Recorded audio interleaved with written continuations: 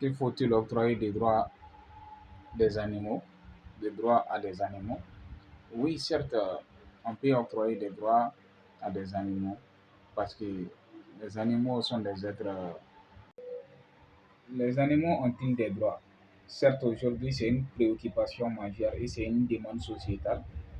Normalement, tout animal qui est doté d'une capacité biologique a forcément besoin des droits. Donc, nous devrons prendre ça en compte, au moins de respecter les animaux.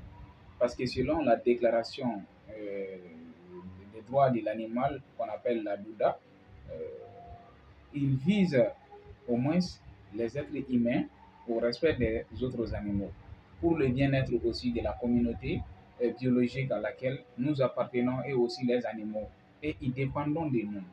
Donc les connaissances scientifiques relatives qui progressent aux animaux, notamment leur capacité au moins à souffrir physiquement et mentalement ou à ressentir du plaisir.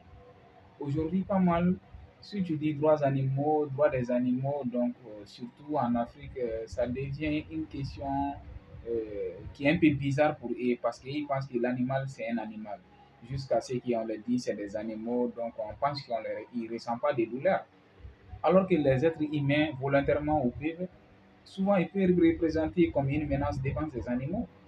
Parce que, exemple, c'est nous qui sortons pour aller vers ces animaux. C'est nous qui avons domestiqué ces animaux et c'est nous qui avons apprivoisé ces animaux. Mais après avoir domestiqué ces animaux, ils sont dans nos mains, mais on ne respecte pas les animaux. On ne respecte pas la dignité de ces animaux. On ne les donne pas à manger, on ne les soigne pas. Donc on les traite de tout genre. On les maltraite à la longueur de la journée. Donc les droits animaux et les droits des humains, ils sont stricts. Pensez que vous, votre bien-être en dépend du bien-être de l'animal. Si les animaux ne sont pas dans de bonnes mains, ils ne sont pas bien traités, sachez que le bien-être des humains sera en danger. Il y a une relation d'interdépendance entre nous et les animaux. Par exemple, les animaux que nous consommons, les animaux de rente, les animaux que nous élevons pour le plaisir, les animaux que nous relevons pour le désir. Imagine, vous ne pouvez pas amener un animal et vous ne donnez pas à manger. Donc, il y a les maladies zoonoses qui se transmettent de l'animal à l'homme ou de l'homme à l'animal. Mais si vous ne soignez pas ces animaux, vous risquez de propager ou bien de proliférer ces maladies au sein de la communauté humaine.